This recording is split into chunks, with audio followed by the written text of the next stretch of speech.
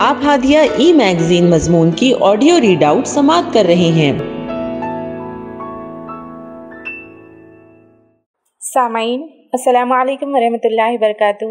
میں ناظرہ نیرہ ہادیہ کے شمارے جون 2022 کے مضمون کی آڈیو پروگرام میں آپ کا استقبال کرتی ہوں۔ آئیے ہم اس کا آغاز ہادیہ کے زمرے معمار جہاں تو ہے سے کرتے ہیں، جس کا عنوان ہے ارطغرل سیریز اور دیگر اسلامی سیریز بہتر متبادل، اور اس کے رائٹر صہیب شہاب ہیں۔ ماضی بعید میں جب عروضی نظمیں عربوں کے لیے تماشا، تفریح اور انبساط کا ذریعہ تھیں، اللہ تعالیٰ نے اپنا پیغام قرآن بنی نوع انسان کے لیے نازل کیا، جس کی ادبی عظمت، بے مثالی اور معصومیت کو عربوں نے صرف 23 سال کی کم ترین مدت میں اس طرح جوق در جوق گلے لگا لیا کہ تاریخ آج تک ایسے کسی مشن کی گواہ نہیں بن سکی ہے۔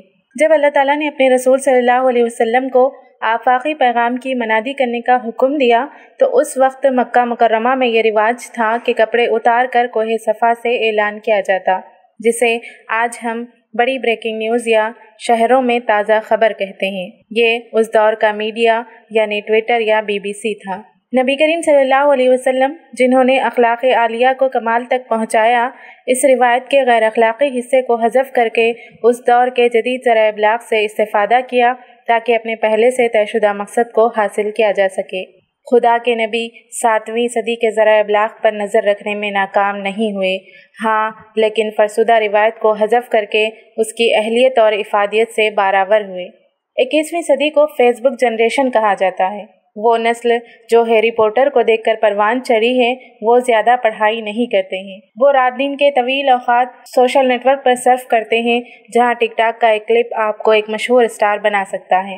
اسی لیے آج کے بچے بھی انہی ذرائع ابلاغ کو استعمال کر کے اپنی خوش قسمتی حاصل کرنے کے لیے یوٹیوب پر ایک چھوٹی سی بیبی شارک ویڈیو کلپ بنا کر 1 ارب ویوز کو بٹورتے ہیں۔ ایک امریکی بچہ ایک ہفتے میں اوسطاً 28 گھنٹے ٹیلی ویژن دیکھتا ہے۔ ہندوستان میں نوجوان کسی بھی چیز سے زیادہ وائی فائی کو فوقیت دیتے ہیں۔ ان کے لیے اس کے بغیر ایک دن بھی رہنا ناقابل برداشت ہے۔ بلا شبہ ان ذرائع کے گھناؤنے نقصانات ہیں۔ یہ اس چاقو کی طرح ہے جو قتل کے لیے استعمال کیا جاتا ہے، حالانکہ اس کو روٹی یا کیک کاٹنے کے لیے استعمال کیا جاتا ہے۔ یہ تعمیری ہے، یہ تباہ کن، وہ تمام آپ پر منحصر ہے کہ آپ ان کو کس طرح استعمال کرتے ہیں۔ کوہ صفا کی طرح ان ذرائع سے نتیجہ خیز فائدہ اٹھایا جا سکتا ہے، اور ایسا ہی ایک کام محمد بوزداگ نے اس وقت کیا جب انہوں نے شاندار سیریز ارطغرل غازی کی ہدایت کاری کی۔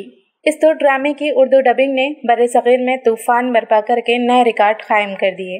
ناظرین کے رد عمل جانچنے کے لیے جب پائلٹ ایپیسوڈ لانچ کیا گیا تو 1 ماہ میں یوٹیوب چینل پر اس ایپیسوڈ نے سب سے زیادہ نئے سبسکرائبرز کا ریکارڈ توڑ دیا۔ اس سیریز کے ویورز 3 ارب تک پہنچ گئے اور عالمی ڈرامے کی تاریخ میں سب سے بہترین ڈرامے کے طور پر Guinness book of world record میں درج ہوا۔ یہ سیریز کائی قبیلے کے سلیمان شاہ، ان کے بیٹے ارطغرل اور ان کے پوتے عثمان کی جدوجہد اور قربانیوں کی عکاسی کرتی ہے، جنہوں نے 6 صدیوں تک 3 براعظموں پر حکومت کرنے والی سلطنت عثمانیہ کا سنگ بنیاد رکھا، جنہیں اکثر ترک گیم آف تھرونز کے مماثل بیان کیا جاتا ہے۔ ایک سیٹ جو ترکی میں 13ویں صدی کے اناطولیہ کے مناظر کو دوبارہ تخلیق کرنے پر مبنی تھا۔ اس کو دیکھنے کے لیے اردگان، ملائیشیا کے صدر ڈاکٹر مہاتیر محمد اور دیگر ممتاز عالمی رہنما پہنچے۔ بوزداگ اپنے کام میں شو کے بہت سے ناقدین کو سیٹوں کے کنارے پر سمیٹنے میں کامیاب رہا۔ ترکی کا TRT1 چینل اس طرح کے نئی تاریخی سیریز کی کامیاب کوشش کے ذریعے دوسرے ہدایت کاروں کو تاریخی فلم سازی کی طرف راغب کر رہا ہے، جیسے سلجوقی خاندان کے سلطان محمد علی ارسلان اور ملک شاہ اور یونس ایمرے ہیں۔ سینماٹوگرافی کے اس میدان میں مسلمانوں کے لیے یہ کوئی بے مثال کام نہیں ہے۔ اس سے قبل ایرانی پروڈکشن نے بھی حضرت یوسف علیہ السلام کی زندگی پر ایک سیریز دی یوسف فلمائی تھی، حالانکہ میں ذاتی طور پر سب سے بہترین کام جس کو سمجھتا ہوں وہ مراکش اور لیبیا میں فلمائی گئی 2 گھنٹے کی فلم دی میسیج کا ہے، جو پیغمبر اسلام صلی اللہ علیہ وسلم کے پیغام کی عکاسی کرتی ہے۔ مزید شاندار کام حاتم علی کی ہدایت کاری میں بننے والی عمر سیریز ہے، جس میں خطری سینما نے ڈاکٹر یوسف القرضاوی کی زیر نگرانی خلیفہ عمر رضی اللہ تعالیٰ عنہ کی پوری سوانح حیات دکھائی گئی ہے۔ اس میں موجود 80% روایات مستند ہے، جیسا کہ ڈاکٹر ذاکر نائک نے بھی 30 ایپیسوڈز کی یہ سیریز اور فلم دی میسیج دیکھنے کی سفارش کی تھی۔ عمر سیریز مکہ میں پیغمبر اسلام صلی اللہ علیہ وسلم اور ان کے ساتھیوں کی جدوجہد، اسلام کی بنیاد اور عروج کے دور میں لڑی گئی فیصلہ کن لڑائیوں، ہجرت، مدینہ میں مسلم معاشرے کی سماجی، سیاسی اور معاشی پہلوؤں اور خلیفہ عمر رضی اللہ تعالیٰ عنہ کی زندگی کے 10 سالہ دور حکومت کا احاطہ کرتی ہے، جس میں انہوں نے جزیرہ نماء عرب میں اسلام کو پھیلایا۔ ارطغرل کے علاوہ، جو یقیناً ہماری شاندار تاریخ کا حصہ ہے، ہمارے آبا و اجداد کی سوانح نگاری، جن کی جدوجہد اسلام کو حقیقی معنوں میں ہم تک پہنچانے اور ہمیں ایک عالمی مذہب کا حصہ ہونے پر فخر کرنے میں مددگار ثابت ہوئی، جس کی عظمت دنیا کے کونے کونے میں پھیلی ہوئی ہے، جس میں ہر ثقافت اور ہر زبان کے عقیدت مند موجود ہیں۔ عمر سیریز اسلام کے اصل ماخذ کو واضح انداز میں بیان کرتی ہے یا اسلام کے ماخذ کو خوبصورتی سے نمایاں کر رہی ہے۔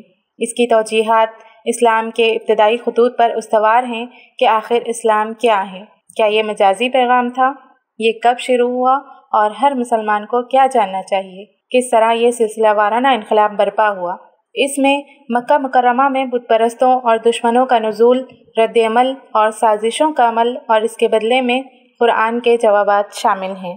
حاتم علی کی سیریز میں اسلام کی آمد سے پہلے کے ایک شہر کو بیان کیا گیا ہے، جو ایک جاہلانہ تہذیب سے منتقل ہوتے ہوئے سب سے زیادہ پاکیزہ کھیتی باڑی کی سرزمین بننے کی طرف سفر کرتا ہے، جسے دنیا نے کبھی نہیں دیکھا تھا۔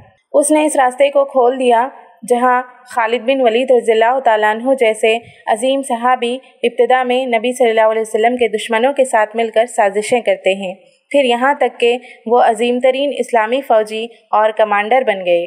اس سیریز میں دکھایا گیا تھا کہ یہ عظیم صحابہ انفرادی اور ریاستی معاملات اور اسلامی فقہ کے ساتھ کس طرح نبرد آزما ہوئے تھے۔ جب وحی بند ہو گئی تھی اور ان میں کوئی نبی نہیں تھا، اس وقت وہ کس طرح اپنی غلطیوں کو درست کر رہے تھے۔ اس پروگرام سے معلوم ہوا کہ ایسی عظیم سلطنت کا خلیفہ کس طرح اعلیٰ درجے کی اکائیوں کی کفایت شعاری اور تقویٰ کے ساتھ زندگی گزارتا تھا۔ ڈرامے کے لیے یہ ضروری ہے کہ وہ اپنے دیکھنے والے کی روح پر اثر ڈالے اور اس میں تبدیلیاں لائے، چاہے وہ چھوٹی سی ہی کیوں نہ ہو۔ عمر سیریز نے دلوں میں انقلاب لانے کے مقصد کو حاصل کر لیا ہے۔ کوئی بھی عمر رضی اللہ تعالیٰ عنہ کی مطابقت نہیں کر سکتا۔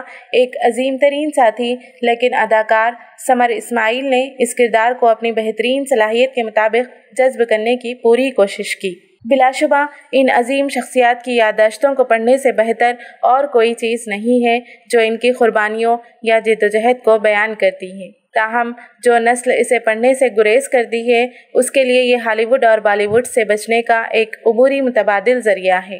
ہمارے پاس جو اثاثے ہیں وہ بے مثال، بے ربط اور صرف انسانی نفسیات کے مطابق ہیں۔ اس کا موازنہ بالی ووڈ سے کبھی نہیں کیا جا سکتا، جس میں ناگن انسانی سانپ مرکزی کرداروں کے طور پر ہیں، یا ہالی ووڈ جہاں پروفیسر کی شکل میں ایک اہم کردار سب سے زیادہ پیسہ کمانے کا طریقہ بتاتا ہے، جہاں ملکی بینک کے قومی سونے کے ذخائر کو لوٹنے کے جواز ثابت کیے جاتے ہیں۔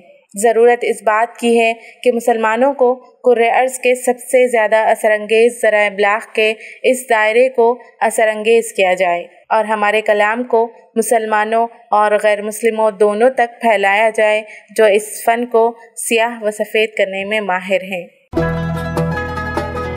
ہادیہ مضمون کی آڈیو سماعت کرنے کے لیے شکریہ۔